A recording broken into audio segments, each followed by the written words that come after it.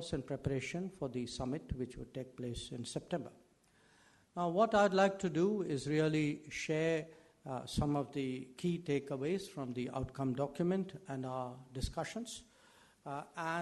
These include, one, of course, the strong sentiment with G20 countries expressed on the need to strengthen multilateralism in the context of the dramatic changes in the global order. The G20 recognized in the context of the UN the essentiality of reforms and the need for reinvigorated multilateralism. Two, the important principles of international development cooperation, such as host country ownership, equal partnerships, tailoring such cooperation efforts with local needs. These were some aspects highlighted by the G20. They also touched upon the need for MDBs, the multilateral development banks, to mobilize additional financing and welcomed efforts to provide additional financing for sustainable development goals. The outcome document also stresses upon the need to have reliable food and fertilizer supply chains, as well as resilient and sustainable energy supply chains. In the context of global food and energy insecurity, this, we believe, is a very important message. I would also like to highlight that the foreign ministers unequivocally condemned terrorism in all forms and manifestations and recognized that all acts of terrorism are criminal and unjustifiable. They called for strengthening of efforts to deny safe havens to terrorist groups, freedom of operations, movement and recruitment, as well as financial, material, or political support. The G20 also reflected upon the threats arising from the misuse of new and emerging technologies and highlighted the importance of strengthening international cooperation in that regard. For the first time, the G20 foreign ministers considered and discussed the topic of counter-narcotics and called for inclusive and strong international cooperation in this regard. They also discussed the topic of global skills mapping, and this was in the context of the changing nature of work. They recognized that well-integrated, skilled workers benefit not only in their country of origin, but also the destination country where they may happen to be employed. The G20 also accepted the need to strengthen international cooperation in the field of humanitarian assistance and disaster risk reduction. This will be further discussed in the working group on this particular subject, which has been newly set up by the Indian presidency. Now, as you all know, women-led development is one of the key priorities of the Indian presidency, and it has been personally highlighted by the Prime Minister. After due deliberations on the G20 table, the foreign ministers affirmed the need to put gender equality and empowerment of women and girls, including their leadership, at the core of our efforts for inclusive recovery. Important discussions on global health were also held. The statement, the outcome document I'm talking about, highlights the need for strengthening key aspects of global health architecture, support for the pandemic fund, and continued political attention to global health. It stresses the need for implementing the One Health approach. The foreign ministers addressed climate action in the context of common but differentiated responsibilities and urged developed countries to fulfill their commitments to deliver on the goal of jointly mobilizing $100 billion per year urgently and through to 2025 to tackle climate change. Now, despite the challenges of the divergent positions on the conflict in Ukraine, the G20 foreign ministers were able to come to a consensus on addressing these key challenges that I have just mentioned.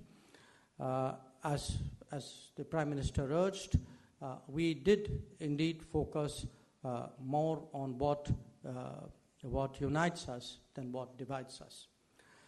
You would also see that it has been our endeavor to ensure that the voice of the Global South is heard on the G20 table, and that is why India had organized the Voice of the Global South Summit in January this year, in which I think 125 countries participated. So the agenda for the Foreign Ministers meeting, as well as the outcome document, has very clearly taken forward the priorities of the Global South. We are also particularly glad that to see so many of our friends and partners from the Global South on the table, because India, as President, had invited them.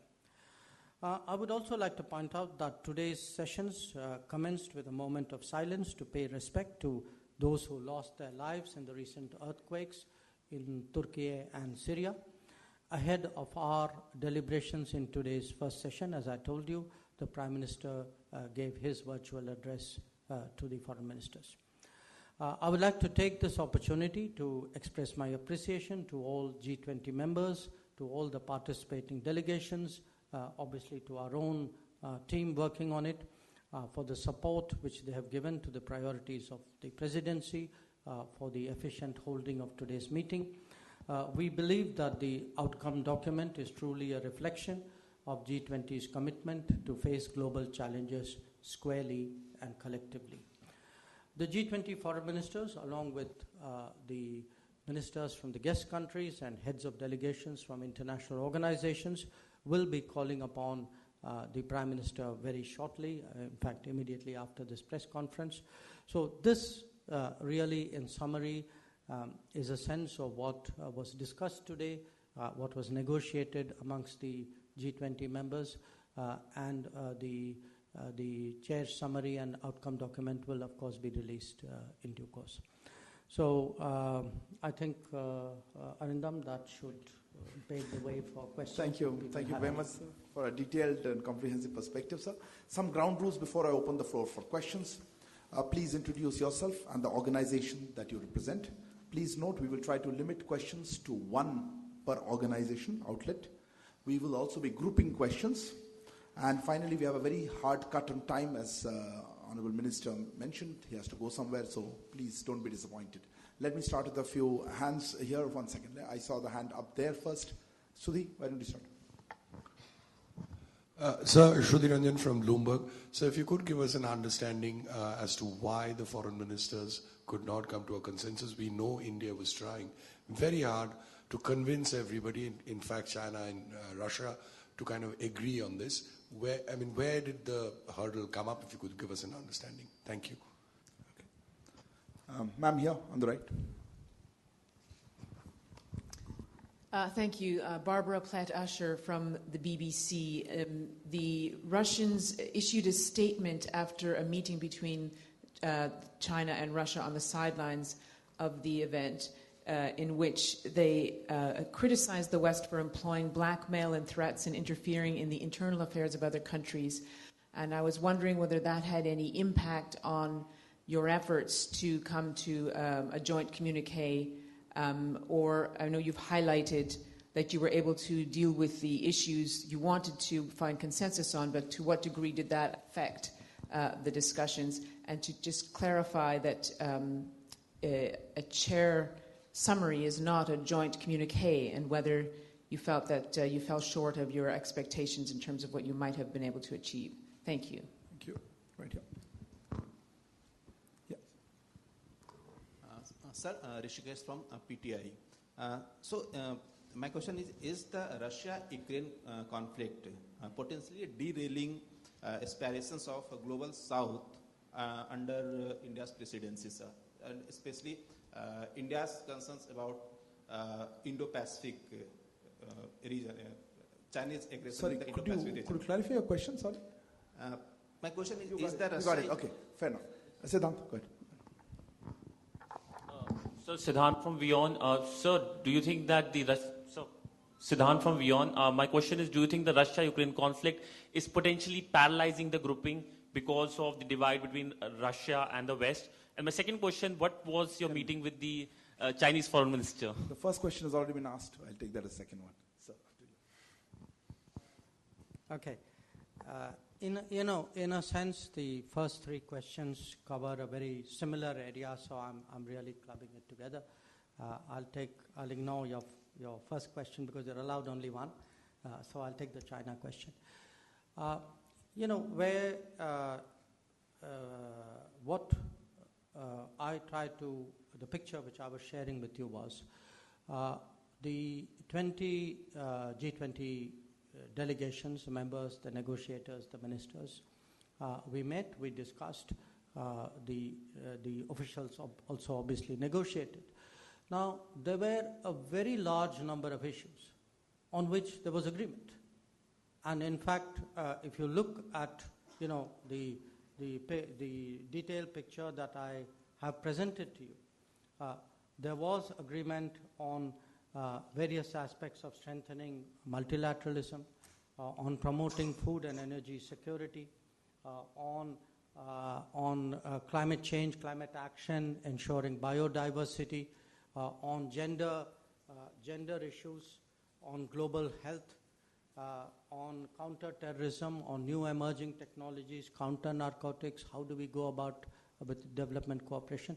So there are, I would say, I don't want to put a percentage on it because that's not a fair way of depicting, a collection of issues. But do appreciate that on the bulk of the issues which concern especially the global south, the developing countries, there was a considerable meeting of minds, and a considerable meeting of minds which has been captured by the outcome document. Now, the question, why was, did we fall short of expectations? Why is it called what it is? If we had had a perfect meeting of minds on all issues and captured it fully, then obviously it would have been a collective statement. But there were issues, and I think the issues, I would say, very frankly, concerned the Ukraine conflict, on which there were divergences. So on the bulk of the issues, we were able to get an outcome document. There was a chair summary because there were differences on the Ukraine issue which we could not reconcile between various parties who held differing positions. Now, is the conflict impacting the global south? Of course it is. I mean, it's not something new. In fact, India has been saying this very strongly for pretty much close to a year, that this is affecting. In fact, today in my own session, I actually used the word saying for much of the global south, this is a make or break issue. That the costs of fuel, the costs of food, the cost of fertilizer, the availability of fertilizer, which means next year's food, these are all extremely pressing issues. And if you see some of the countries who were already struggling with debt, who were already impacted by the pandemic, for them, this conflict, the knock-on effects of this conflict coming on top of that, has been really, damaging is a very, very mild word. So it is a matter of very, very deep concern for us, which is why we have kept the focus in this meeting very much on the concerns of the global south. We feel these are the most vulnerable countries. It's not realistic, it's not credible to talk about the future of the global economy and the multilateral order if we are not able to really address and focus on the issues of those who are most in need. So that's been broadly the approach. So just to sum up, I would say in terms of the outcome document, which we will be putting out very, very shortly, you will see that, the bulk, there is, almost, I would say, 95% in terms of paragraph agreement. And it is just on 2 paragraphs that we were not able to get everybody on the same page or same para, as you might call it. On the China meeting, I met Minister Chingang on the sidelines of the conference this afternoon. It's our first meeting after he took over as foreign minister. So we spent, I don't know, maybe about 45 minutes talking to each other. And the bulk of our conversation, understandably, was about the current state of our relationship, which many of you have heard me describe as abnormal. and I think those were among the adjectives that I used in that meeting. We have, there are real problems in that relationship that need to be looked at, that need to be discussed very openly and candidly between us. That's what we sought to do today. We also had a brief discussion on what was happening in the G20 framework, but the thrust of the meeting was really on our bilateral relationship and the challenges in the bilateral relationship, especially that of peace and tranquility in the border areas. Sorry, let me take another round of questions, if you have, sir. Yeah, one more round. Okay. There, yes, please. No, there, please. Dr. Jaishankar, Mujib Bashar from the New York Times. Although the statement may have fallen short, as you said, because of divergent opinions, in the context of the role that India could play to bring the sides together on the Ukraine war, there are reports that Secretary Blinken and Sergei Lavrov may have met on the sidelines of G20. Are these the kind of positive efforts that did happen and India facilitate conversations like that to bridge the gap? Would you confirm that? One second. Akhilesh. Akhilesh, yeah, microphone. Sir, I'm Akhilesh Soman from Sansad TV. You told about global skill mapping and related issue. What do you mean by that, and how it was discussed, and what is the outcome on this? I had one question. Sorry, yeah, please, yeah. Yes, sir. No, not you, behind you. Good afternoon. I'm Emerson Lim from Central News Agency of Taiwan. As most countries are focusing on Russia-Ukraine conflict, Taiwan Strait is also another flashpoint in this region. So, is the Taiwan Strait issue discussed during the meeting, and is the G20 ministers, or at least the Quad ministers, taking steps to prevent the tensions from escalating? Thank you. Thank you. One more. Neeraj, last one. Sir Neeraj हूँ news 18 India से। हमारा सवाल यह है कि अभी 2 बैठकें हुई G20 वित्त मंत्रियों की और विदेश मंत्रियों की बैठक में कोई ज्वाइंट स्टेटमेंट नहीं आ पाया। बाली घोषणा पत्र में भारत की भूमिका अहम थी, प्रधानमंत्री नरेंद्र मोदी के शब्दों को इस्तेमाल किया गया और भारत की कोशिश से वो हो सका था कि बाली डिक्लेरेशन जारी हो सका। अब आने वाले महीनों में क्या कोशिश होगी कि समिट में एक ज्वाइंट डिक्लेरेशन आ सके, सभी लोगों के बीच यूक्रेन मसले पर सहमति बन सके? Thank you, sir. Yeah. Thank you. Look, I wouldn't put it the way you put it, that the statement fell short. I mean, there are in diplomacy occasions when you are able to get 20 countries to agree on everything. There are occasions when you don't. So, for me, the primary objective of this meeting and of our presidency was really to highlight what were the key problems facing the global economy, especially the problems faced by the more vulnerable economies of the world. Now, if you, as I said, and when you look at the outcome document, you will see this for yourself. The bulk of the issues which are concerning developing countries, I think they were very satisfactorily addressed. I mean, it's not like we can give instantaneous solutions, but I think the thinking, the policy prescriptions, the commitments, the mindset were all absolutely in the right direction. So, yes, on one particular issue, because of very polarized views of some countries, we were not able to bridge it on this particular occasion. Whereas, as our colleague pointed out from there, we were able to do that with, a number of us were able to do that collectively in Bali. But obviously, the Bali situation today, for whatever reason, some countries feel cannot be extrapolated. So I would urge you really to look on the fact that substantively on the key development issues of debt, issues of finance, issues of food, issues of fuel, issues of health, issues of climate. In fact, this meeting was able to get everybody around the table. And as I said, this is no easy task given the state of polarization in the world. on your question about global skills mapping. Essentially today there is a growing demand in the developed world for skills and talents.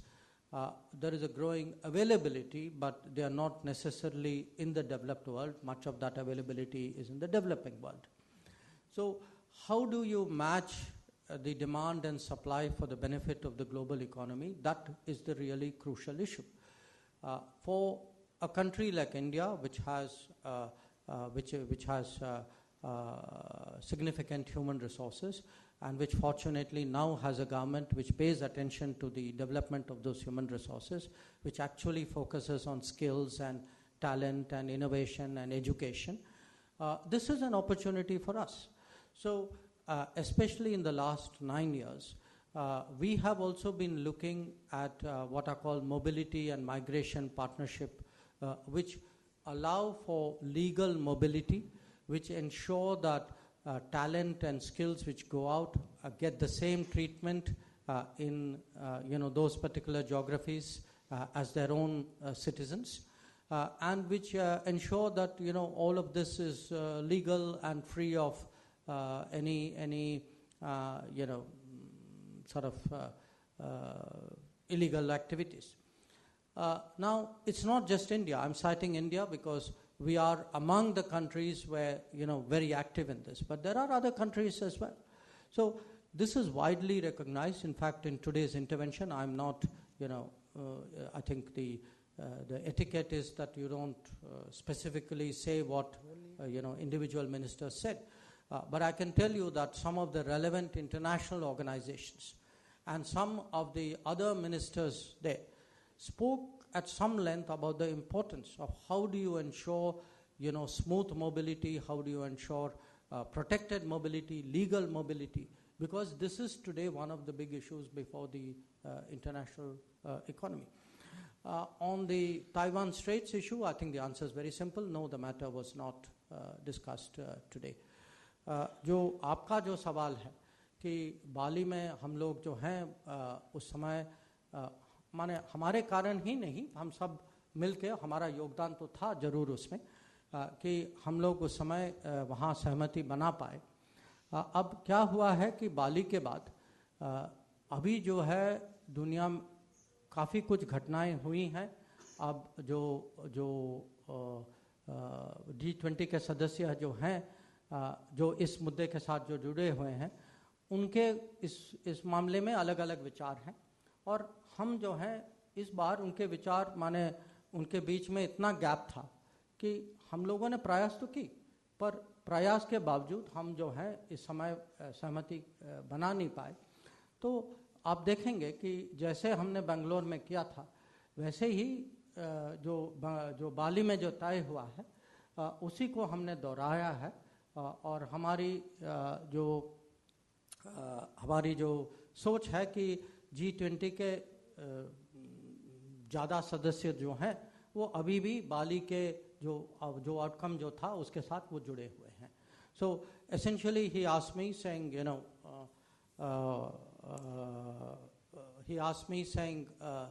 that why were you not able to carry forward what happened in Bali? And I explained that, given the state of polarization, given presumably developments which have happened since then, we found that positions were very far apart, and we tried very hard. We were not the only country who tried. The G20 works very, very collectively, but we were not able to bridge the gap. But, I want to conclude by highlighting one very important point.